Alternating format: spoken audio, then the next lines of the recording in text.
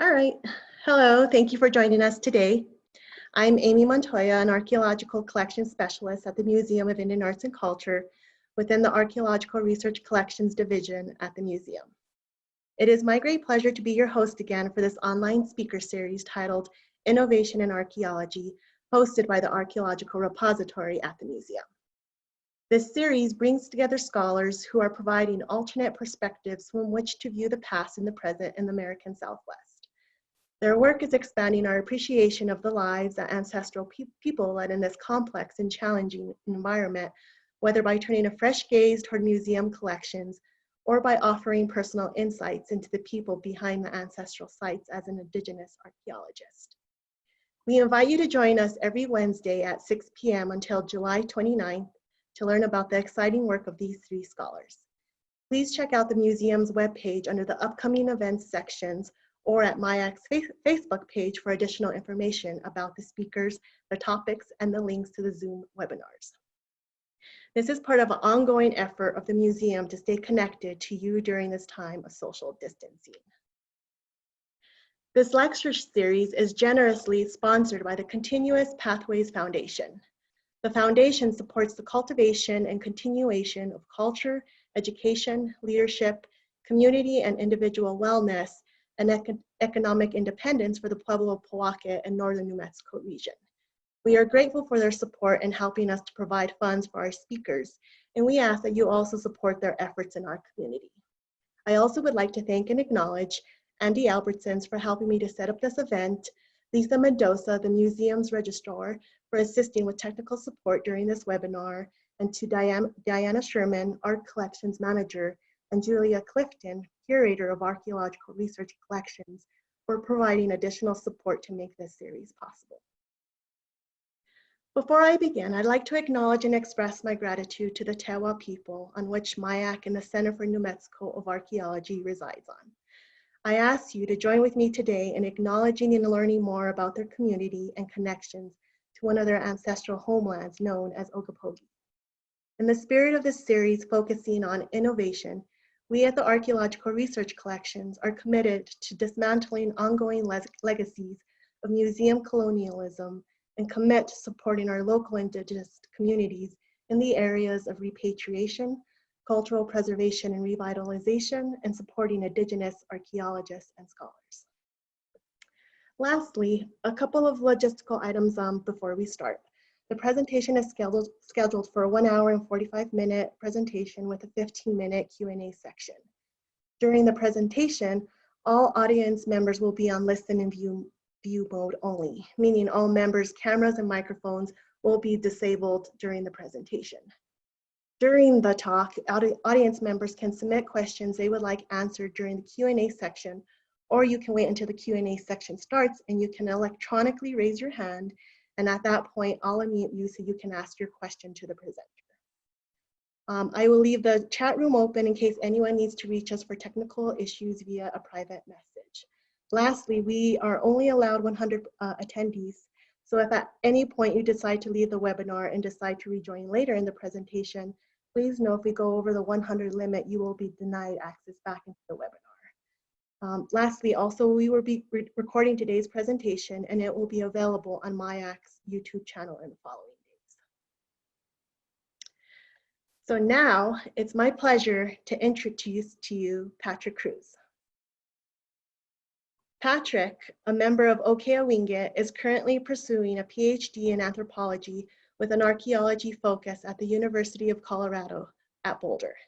His interests have focused on Southwest archaeology and more specifically the PIII Great Pueblo Migration out of the Four Corners area, including the post-Great Pueblo Migration period in the Northern Rio Grande region, along with investigating identity, Tewa language, village formation, and indigenous archaeology. His recent graduate work was conducted on the Cuyamungue site at Pojoaque Pueblo, and his future dissertation research focuses on the site near Ohkay Owingeh called Phiogeh. Previously, he has 20 years of experience working in both archaeology and museum fields at Bandelier National Monument, and also at the New Mexico History Museum and the Center for Southwest Studies and at Fort Lewis College. So we are so excited to have him here presenting with us today. So welcome, Patrick. And I'll go ahead and hand it off to you. All right, thank you so much. I will, that's a great intro, thank you. I feel important. Yeah, so my name is Patrick Cruz. I'm an Ohkay Owingeh tribal member. And like said, basically had a pretty roundabout way of getting to where I am today with career-wise, but it's been all good, and everything is sort of added to how where I'm doing, you know, basically where I'm at today. Let me go ahead and jump onto the presentation. Let's see, I will share that, and I will.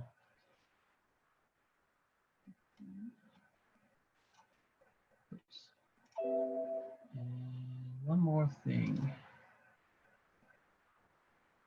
Let's see if that works. Sorry for the delay. There we go. Okay. So yeah, so my topic is going to be about Phiogeh Owingeh. The site is named after the red flicker birds, which is why I have that image up there of the bird. Let's see. And yeah, so I've worked for Bandelier. That was one of my most formative moments. I've worked there for I don't know, 5-6 summers, working with an all Pueblo youth sort of a work group there, working at Sancuy, working at in Frijoles Canyon. That put me in contact with a lot of scholars and archaeologists, and so that's kind of where I got really interested in archaeology. I got a photo up here when I was a little younger with a cave 8 in the wall there that was built up. That's at Sancuy, and yeah, so you know that's kind of where it started. And then for me, I went into working on pottery. My great grandmother Gregorita Cruz was one of the people that was sort of instrumental among many, but she was one of those that was involved at Ohkay Owingeh with helping to revive the pottery tradition in the early 20th century at the Pueblo. And the other thing too was that I would visit these traditional sites, these villages, and I would see all these, you know, pottery sherds on the ground, and you know, everyone of course is attracted to the painted wares and the plain wares, but the nice decorated ones. But I was always attracted to the cookwares, so the ones that don't get that much attention. And so I was always interested in how did they make them, how did they use them, what did the food taste like when you actually use them that way. So that got me into making pottery. So yeah, and I want to do a shout out to my cousin, well, relative of mine, Clarence Cruz, for helping me to learn pottery and advancing me in that aspect of my life. And also to the Poe Center at Pojoaque. So they've been instrumental for helping me. And then of course I've gone on to University of Colorado, where I'm at right now. So that's kind of my background. So I'm going to be looking at Phiogeh Owingeh specifically, but also so that's sort of at a micro level, but I'm also going to be looking at the valley that Phiogeh is in a more macro sense. So so two different levels or scales of looking at the topic. And then also looking at irrigation and how that affects my dissertation work. Now, this is all, just as a warning, this is all preliminary work. So, you know, don't worry about, don't take this as all as like, this is how it was. This is what I'm looking to see. This is what I'm, like, my hypothesis and what I'm actually trying to test. So I hope maybe once I have more information, once I'm actually, you know, wrapping up the dissertation, maybe I might be able to present another webinar that actually talks about my conclusions and whatnot. So this is a little different because it's more preliminary. It's more at the start of the program or the project rather than at the end. So it's also heavy on satellite images and maps. So I apologize for that, but technically I should be on the ground working there right now. And instead I'm in Denver because of this. This has been a problem, and this has been my reaction to it. So yeah, yeah. So it's gotten in the way, and so I unfortunately had to delay some things. So it'll still be happening. It's just the schedule is gonna be a little different than what I was originally planning on it being. So let's see. Uh-oh. I don't know if you heard that, but that was thunder and lightning. So why is this important? So it can help with understanding sort of the pre-contact and the contact period settlement history in the Velarde Valley area. It can also sort of expand the idea of or understanding of what classic period Tewa Pueblos were like, especially in the Velarde Valley, because everyone has concentrated so much on the Tewa Basin. So there's a lot that's known about it. There's been a lot of work there. A lot of field schools have worked there. There hasn't been as much attention to the valley that Velarde and Phiogeh are in. And then also to help locate a couple of extra sites that Harrington documented back in the early 1900s, but have not been accounted for as of yet today in modern archaeology. So the maps that he made were not as detailed as we would like, and so trying to trace some of those sites or trying to find them again using his maps it's interesting. Let's just put it that. And then just also because Phiogeh is an important site to Ohkay Owingeh. Ohkay Owingeh is a number of people from Phiogeh, when it was abandoned, moved into Ohkay Owingeh. So there's a connection there. So Phiogeh is an ancestral site to Ohkay Owingeh. And then we will get into this towards the end, but there is also some interesting aspects to it that could present itself that involve the Arizona Tewa and out in Hopi area. So the village is called Phiogeh Owingeh, Phiogeh Owingeh. It's basically the place of the red flicker village that I mentioned before. And I mentioned that it's important to Ohkay Owingeh. And why, and also that I'm also going to be applying Mark Varien's catchment thesis, something he worked on in the Mesa Verde country, and I'm taking that and applying it to portions of it to the Northern Rio Grande. Also, one of the things I want to do is try to tighten up the chronology of what's known about Phiogeh. So there's been some previous work, not extensive work, but there has been some work by early archaeologists to look at the area, just to try to find it, mark down what pottery they had found, try to date it that way. The dating of Phiogeh is not very it's not very set. It's there's a lot of wiggle room on it. And I think that we have a clear understanding of when Phiogeh started, roughly, or it's more clear. It's not perfectly clear, but it's more clear. But the ending date for Phiogeh is completely up in the air. There's some discussions on whether or not there were 2 occupations or 1 occupation. So it's that kind of thing that I want to fine tune. Some of the things that I'm hoping to do with this dissertation is to look at Phiogeh and basically show. Let me rephrase this.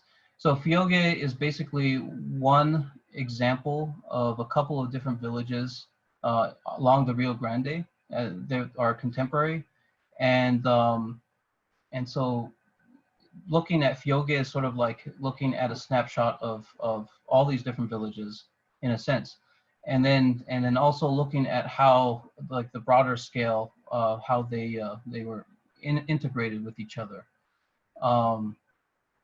And a lot of this is dependent on the irrigation, like my irrigation hypothesis that I'm hoping to work on and test out.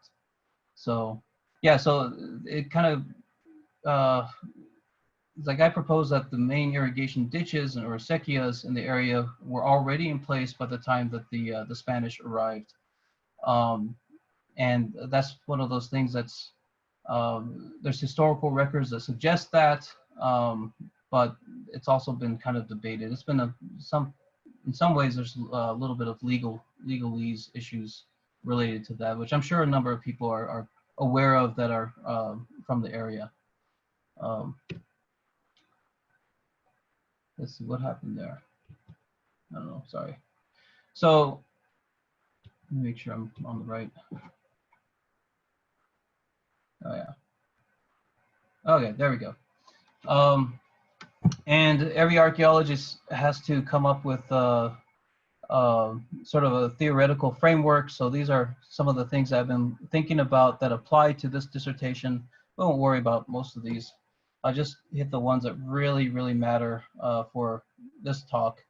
And one of them is Mark Varien's catchment system.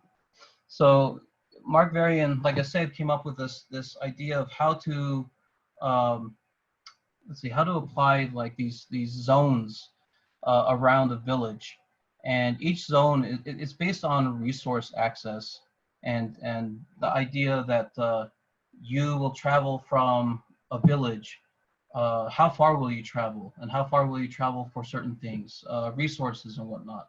So how far will you go for most of the intensive agriculture, irrigation, or dry farming? How far will you go to collect clay? How far will you go to collect meat or wild plant foods, that kind of thing. And so, of course, the further away from the village you go, the more selective you are becoming in what resources you're accessing. And he came up with this essentially, there's a 3-tier system. And what I'm really interested in is the center tier, which is this blue line you can see around Phiogeh here. And that's basically 2 kilometers in any direction from the village. So the idea is that anything within 2 kilometers is going to be like an exclusion zone, the zone that really, all of that pretty much belongs to the village. No other village will have access to that area. So as far as resources are concerned. So in a way, it's like defining what is a community, what is a community in the spatial terms. If you can sort of bound it by the surrounding landscape, the extent, basically that's what it is. So there should not be two villages that have overlapping 2-kilometer catchments zones. And it's based on the idea that, of course, too, that within those 2 kilometers, that's where you have face-to-face contact with everyone else from your own community. So, you know, it makes sense. Let's see. And then also, just to mention this part, Marchetti's constant, I find this really fascinating, so I hope that all of you will too. This idea that people will only travel about 30 minutes out of the side of their community, or the idea that if you're commuting, you will travel 30 minutes in whatever, either direction.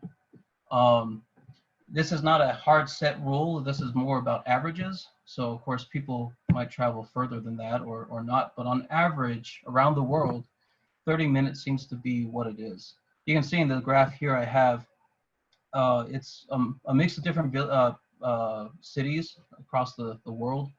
And so there's a wide variety of different distances that people will on average travel during commuting. but I averaged all of them together and it came out to 32 minutes, which is, you know, Marchetti's constant is 30 minutes. So that's pretty good. And it's not dependent on the technology.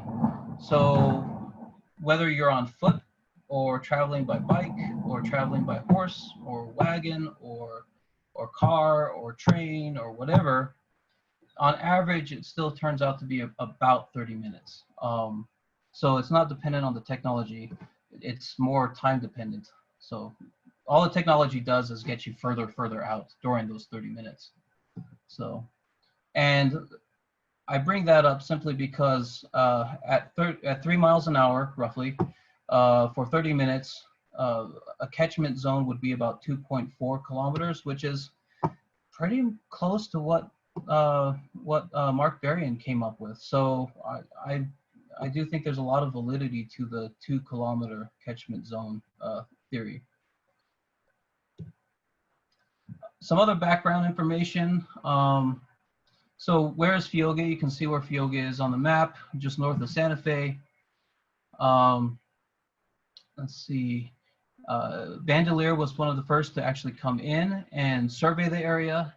And Harrington came in afterwards and back in the early 1900s and traced a lot of Bandelier's work. And he went to Ohkay Owingeh to basically, among other communities throughout his survey, but to locate important places, hopefully find their indigenous names and any oral history related to those places.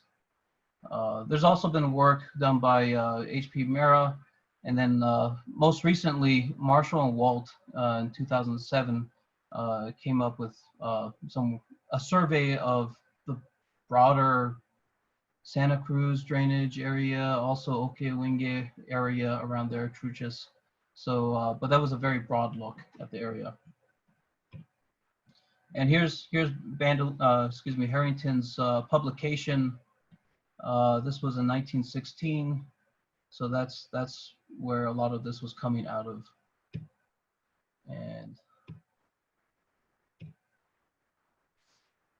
And so this is some of the data that, or some of the information that Harrington had collected. We can see that Phiogeh is listed right here, and there's a whole bunch of information that basically he had gathered, interviewing people, mostly pretty much exclusively, I think, from Ohkay Owingeh about the site. Let's see. And looking at those maps that Harrington had provided, this is a section of one map that I sort of blew up and comparing that to what's on the ground. So we have Phiogeh here, and he had listed Phiogeh as number 43 on this map. One of the things I've been doing is trying to take his maps and trying to locate some of these sites and cultural sites that he recorded, and trying to find them on the ground essentially, and recording them on satellite map. His maps aren't the best. You can see it's actually interesting trying to locate places based on drainage, and maybe drainages have, you know, as reference points. Maybe drainages have changed names. You can see that this was what was it, 1916 when this publication came out. The highway wasn't going by, so it you know, there are some modern reference points that just aren't there to, you know, that would be nice to be able to use, and they're just not there. I also wonder if, in this case of Phiogeh, if he actually misplaced the settlement with this guy up here. So this one up here is Sashu Owingeh. This one here is, he's listed as Phiogeh. So we have Sashu Owingeh, Phiogeh Owingeh right here. In this space, supposedly there's a third village. I don't think that's really the case. I think we might have a switch or a swapping of locations that accidentally took place, because he's actually got Phiogeh Owingeh listed further south of where Los Luceros is, and they're actually not next door to each other. So it's been interesting trying to match these up. So again, here's Phiogeh. We have, for reference, we have Velarde up here and Ohkay Owingeh down here. Now, this little section, or this little valley here, I've been referencing that as Velarde Valley. That's my own name for it. Maybe I could call it Phiogeh Valley. I don't know of a real name for this. I've grew up in the area, and I've never heard a name applied for this stretch of land. And I've asked people at home, and they didn't know either. So, you know, in lieu of calling it the, you know, Northern Espanola Valley, which I think is still too broad, I've just been referencing it to it as the Velarde Valley. So that's what I'm talking about when I'm saying Velarde Valley then. Everyone that is more familiar with Tewa archaeology, classic Tewa archaeology, is more familiar with the Tewa Basin. And so that's up in this northwest corner here. So that includes everything around Abiquiu. It also includes Ojo Caliente and some probably more famous Tewa sites such as Ohkay Owingeh, Humpovi, Howidi, and a couple others. And you have Mesa Prieta right in the middle. So one of the things I've been interested in is what is the relationship between these two areas? They are, they happened at the same time. So they were contemporary. I think the irrigation situation, from what I understand, from my hypothesis of the Velarde Valley, might be different than what's going on in the Tewa Basin.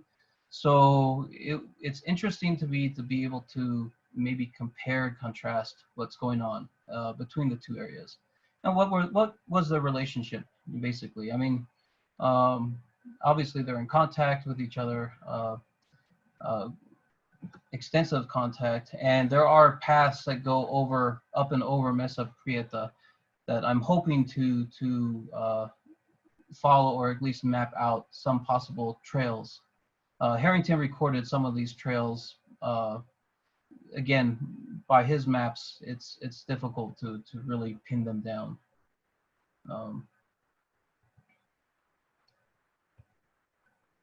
So looking now more closely at Phiogeh itself. So Phiogeh is right here, and it's a property that's owned by Ohkay Owingeh.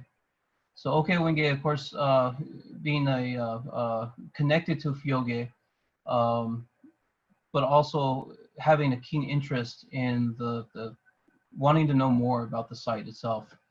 And then we also have Los Luceros. This is all DCA, State of New Mexico property.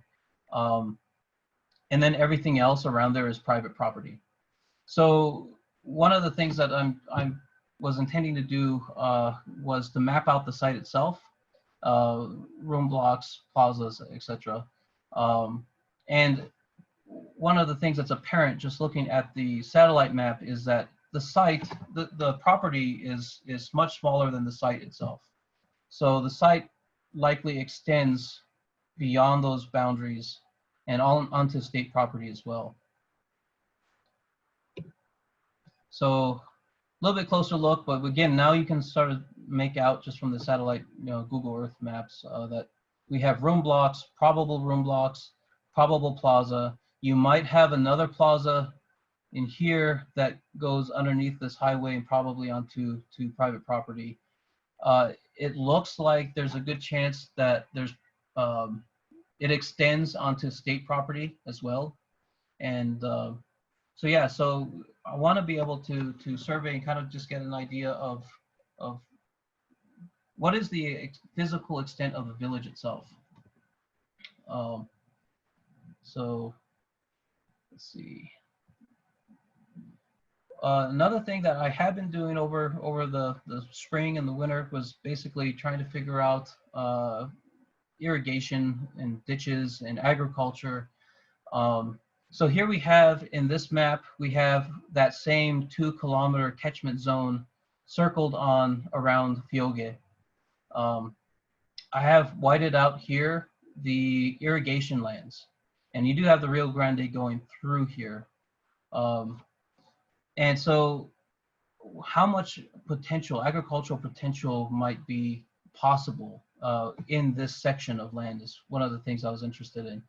And so I was able to get the square acreage or in hectares of that, and also comparing this with Ohkay Owingeh in 1890s. So in the 1890s, you had a survey of the Pueblo, a population survey that included all the information about how many families were there, how many people per family. All that information was recorded. Dr. Ford and Esselton and et al. And of course Anschutz all came up with their own different ways of looking at estimating agricultural potential at Ohkay Owingeh. And so I kind of combined all of these different research, their different research projects, and came up with this row here of basically, I mean, this is all what San Juan was doing, Ohkay Owingeh was doing in the 1890s, 100 people, 50% of the land was fallow, so the other 50% was being used. How many acres are under cultivation, and all that. And I took all that information and applied it to what would Phiogeh be able to do within this catchment zone, which basically represents the maximum potential that they would have been able to do within this area. And honestly, Phiogeh at its maximum potential was probably would have been about the same size population as Ohkay Owingeh was in the 1890s. So that's pretty interesting. I mean, it comes out to being very, very similar in what they actually had to work with. So, and then that also then begs the question about, okay, well, what about irrigation? And so again, how old are the irrigation ditches is one of the questions I have. There's been a number of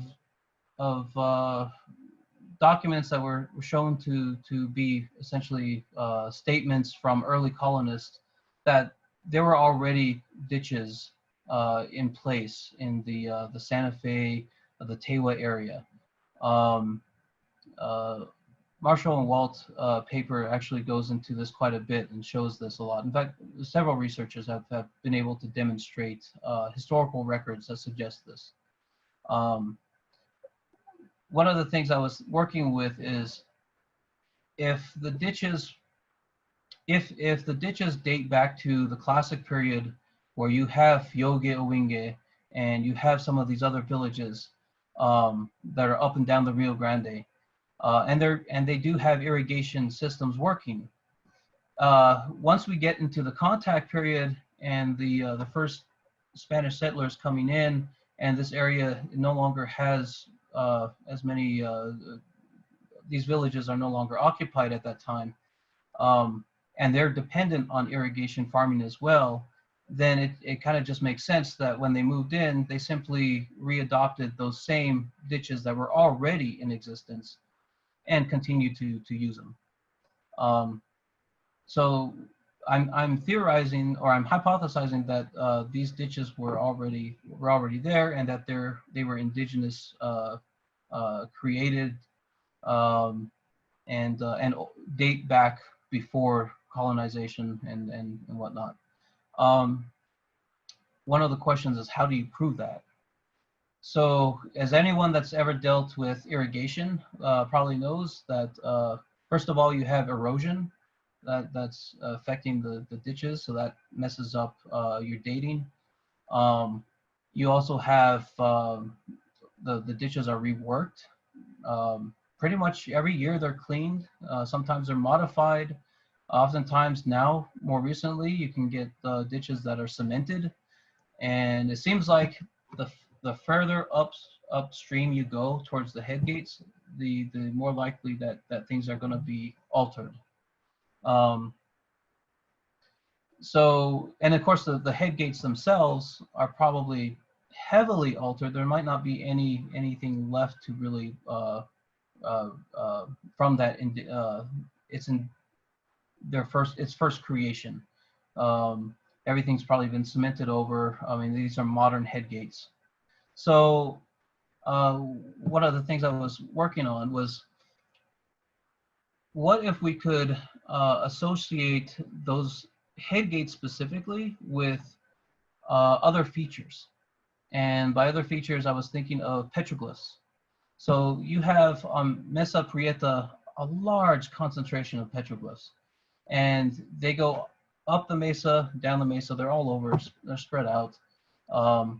And I'm wondering, I do know of a concentration that are fairly close to where this head gate is.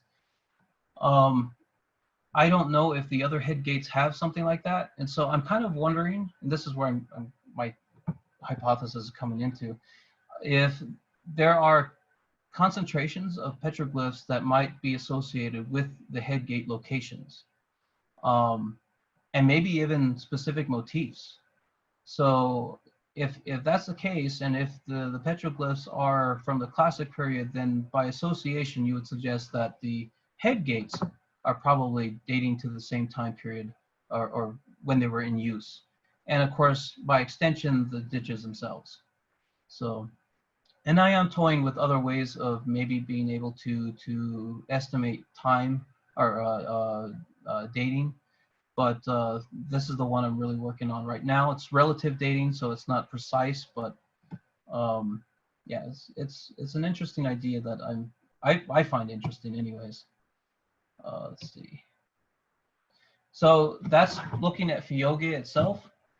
Now, if you expand that out to the sort of on a macro level, you can see we have Sashu Owingeh up here.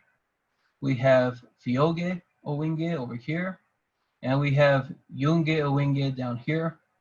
These are all strung along the river here, and they're contemporary with each other. So they all were in existence at the same time. And with my hypothesis, I'm assuming then that they are all linked together with these irrigation network systems. You apply the 2-kilometer catchment circle around each of these communities, and what's really nice about Phiogeh and Sashu is that they almost butt up to each other. It's 2 kilometers, 2 kilometers. It's a perfect match, honestly. Any closer, and if they were overlapping, then you would almost have to assume that they were a single community split among 2 villages. And instead, because they may have these because they're separated out or dispersed enough that there's I'm tricking up my words, because they don't overlap, I guess is what I'm trying to say. It suggests that they are completely independent communities from each other. And then if we add the head gates, that's these green pins.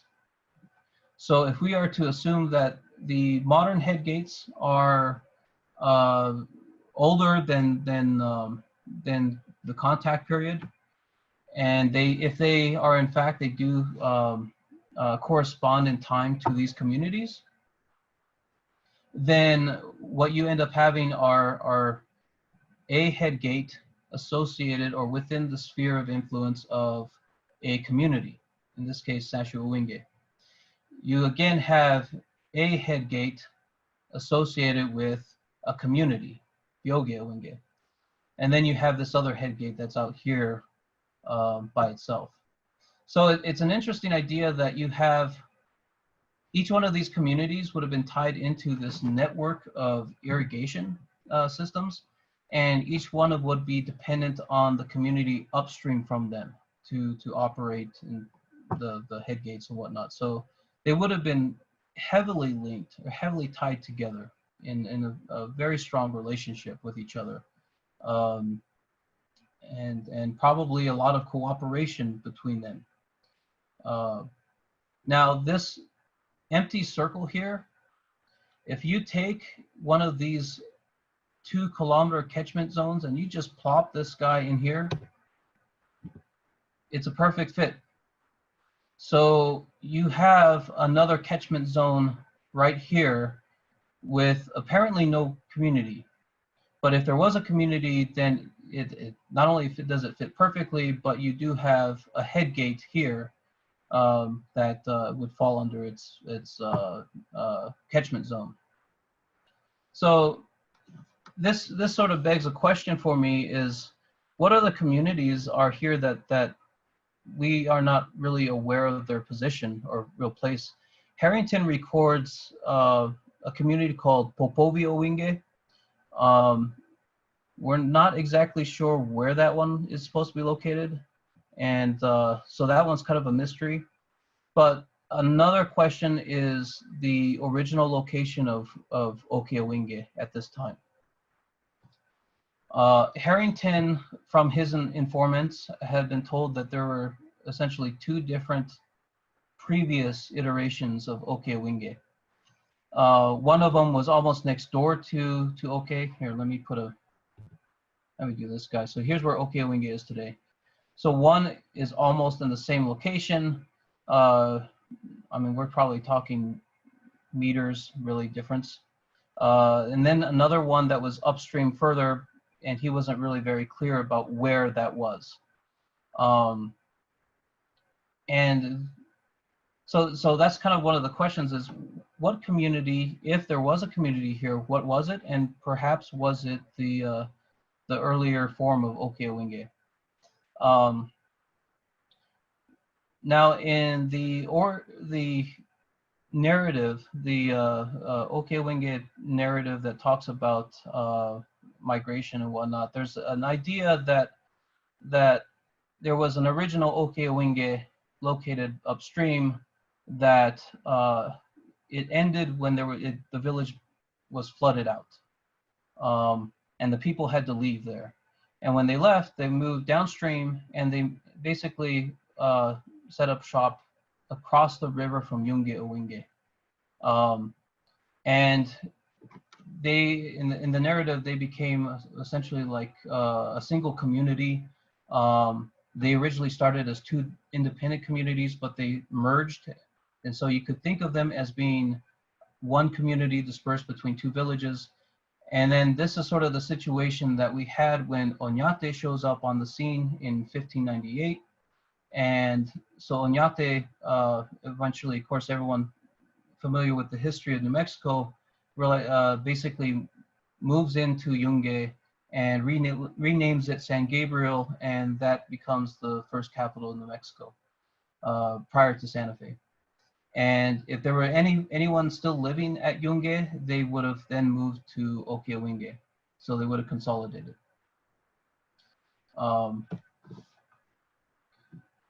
And this also matches what we would expect from Mark Varien's catchment system. He would suggest that any settlements that overlapped, and they would probably be members of the same community. 1 kilometer separates these 2 communities. So is this an earlier form of Ohkay Owingeh? I don't know. That's one of the things I'm really interested in looking at. Harrington had also mentioned that because the village had been flooded out, he tried to explore the area to locate it, and he wasn't able to really find anything. He found maybe perhaps some sherds, nothing architectural. So it could just be that it's been washed away, kind of thing. But hopefully there is something still there. And maybe this is another village. Maybe this is Popovi instead. I'm not sure. But this is one of the questions I'm really interested in. Is I do assume that there is a community in here. What was that community? And again, now you can see from this map again, that you have all these communities that are integrated with each other with these irrigation systems going all the way down. The level of cooperation between them must have been extensive. So it gives you a different idea of maybe almost Pueblo identity in some sense, maybe in this area at least. Today you have this idea of completely independent sovereign nations practically, independent from each other. And in some aspects, I kind of wonder if this is a product of colonization, product of contact, and being part of, subject to basically first Spain, then Mexico, and then the United States. And so maybe it could be that we are having sort of a more and more solidified solidified boundary of what constitutes your community. And it may be that things weren't quite as solidified in the past. So that's something I'm wondering. Let's see. So the dissertation project, what was supposed to happen was I was supposed to be on the ground working right now, doing survey of the site and trying to map out the site itself, the room blocks and whatnot. I was also going to be working on the ceramic survey, and I was going to try to see if I can narrow down the chronology of the site a little bit. I wanted to do a little bit of search for possible dry farming, if there's any dry farming fields. They probably would be east of Phiogeh. I'm not sure if it's conducive to dry farming out there, but a lot of these classic period Tewa communities have like grid farming,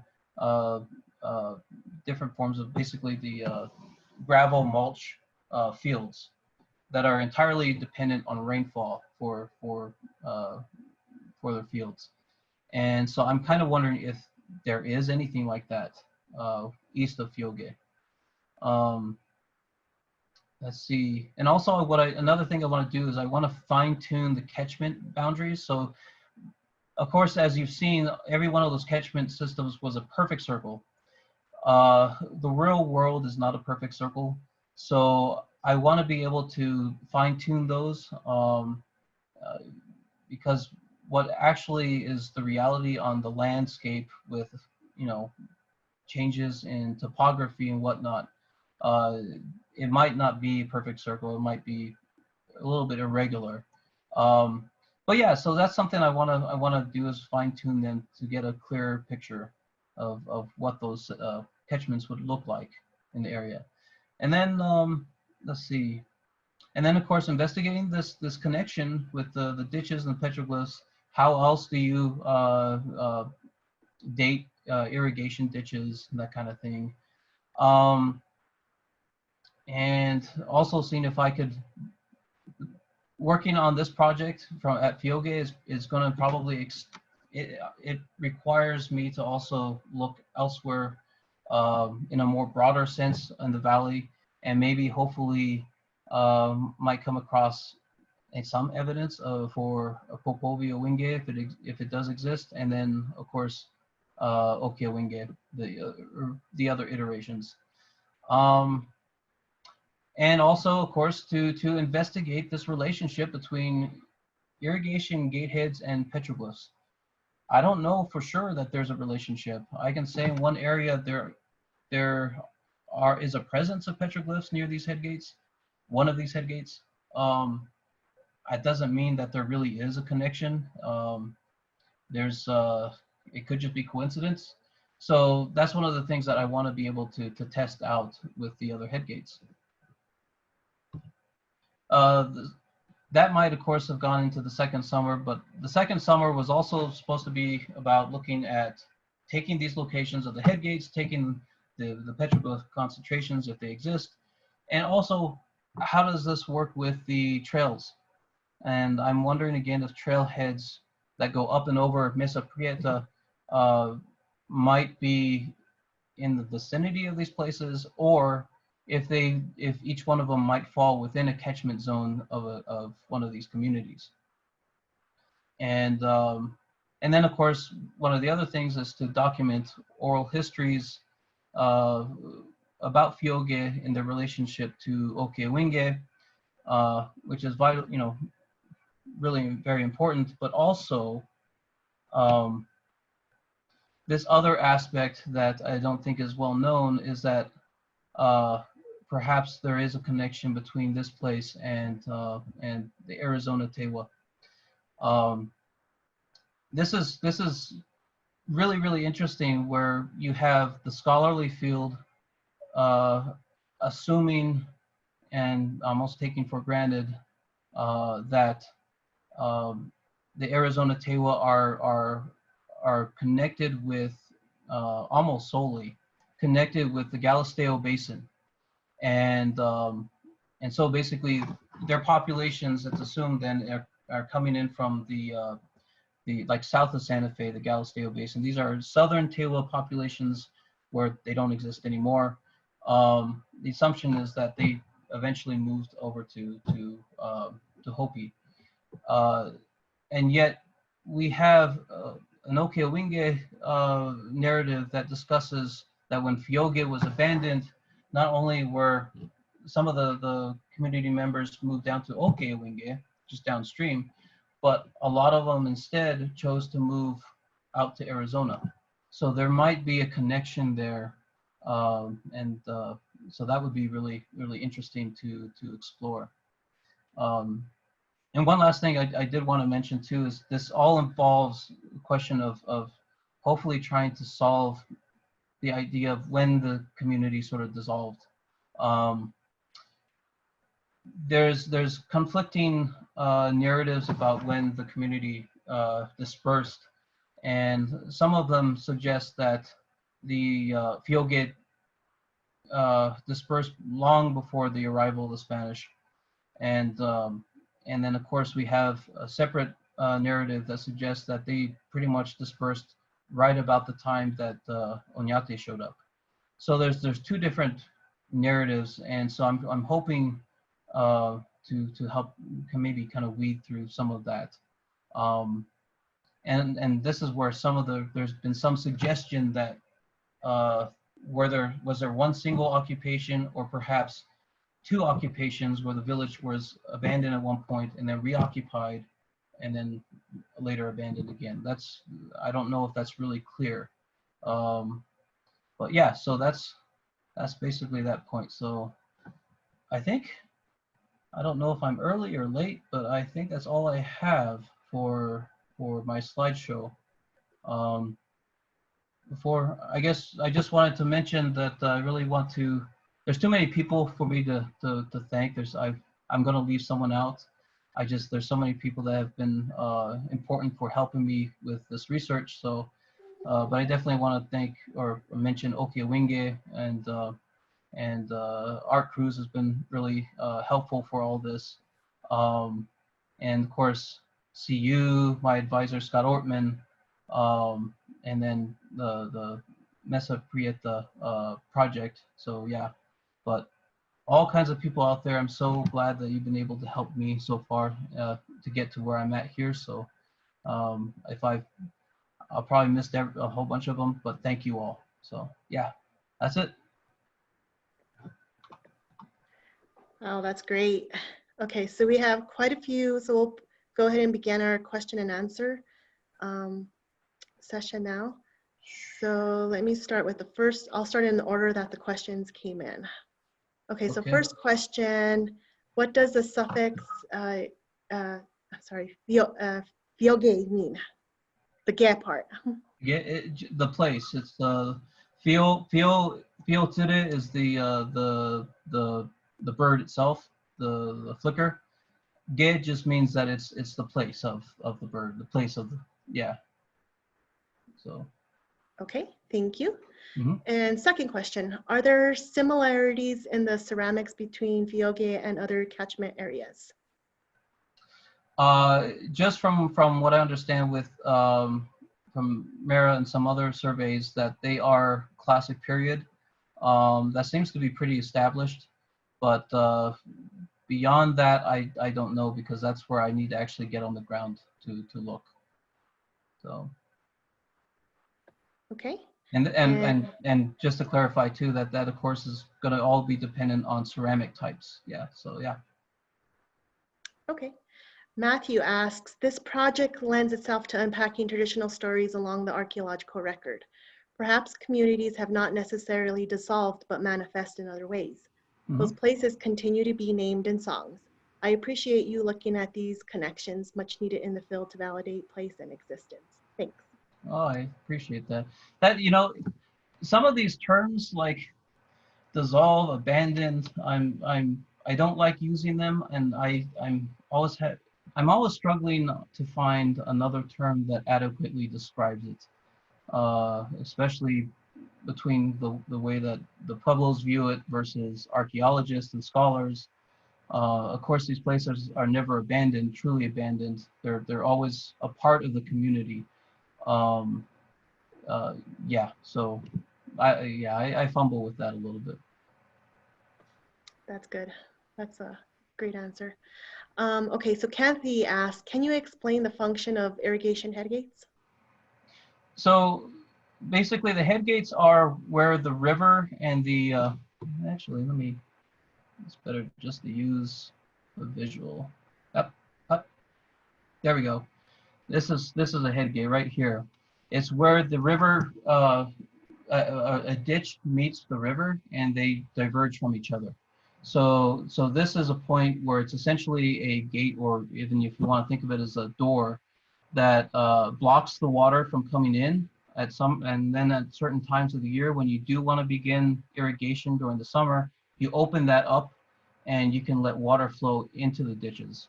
And from there, the water flows basically down the ditch, and then you have these other little smaller gates that you can open up and they will flood your field. So yeah.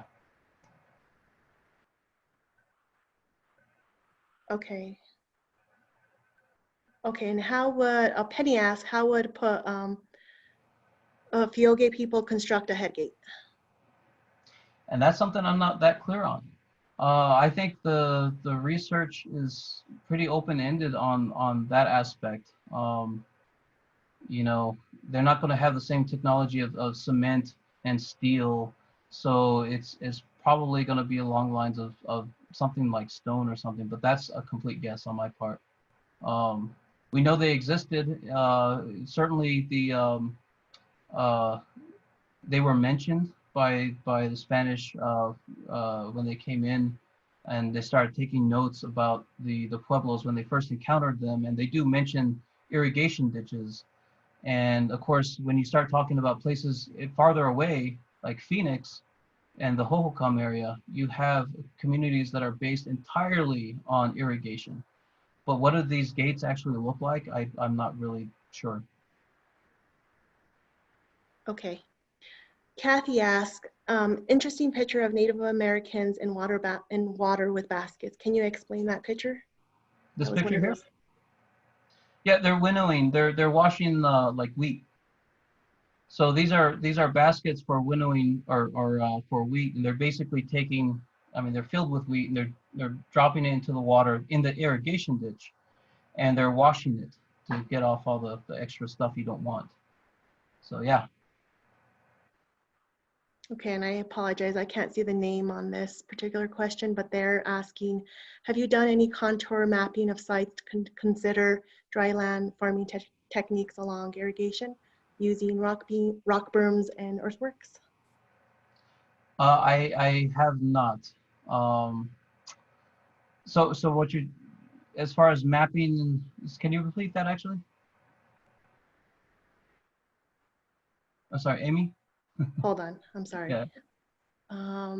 Yes, have you done any contour mapping of sites to consider dryland farming techniques alongside irrigation using rock berms or earthworks? Yeah, no, that's still to be done.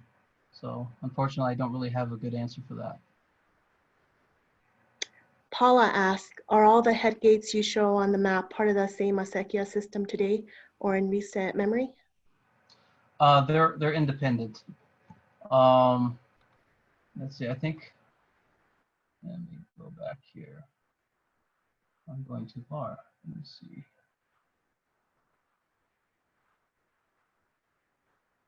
Yeah, so like we have the San Luceros head gate that the ditches go along past Phiogeh.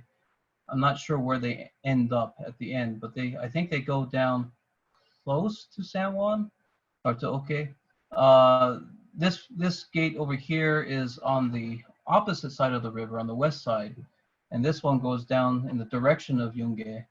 And then the Ohkay Owingeh one is a separate one that goes through Ohkay Owingeh down into Espanola.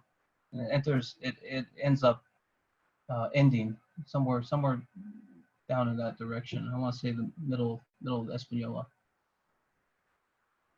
Okay, let's see. Paul also asked, do the Tewa who live with the Hopi dry farm like the Hopi do? Yes. So from a material standpoint, you wouldn't be able to really tell them, from an outsider perspective, you wouldn't be able to tell them apart from Hopi. The villages are the same. Their practices as far as agriculture are the same. What's different is that their cultural identity is Tewa and their language is Tewa. And their origins are different because they did come in from the Rio Grande area, which is different than some of the other Hopi clans. So yeah.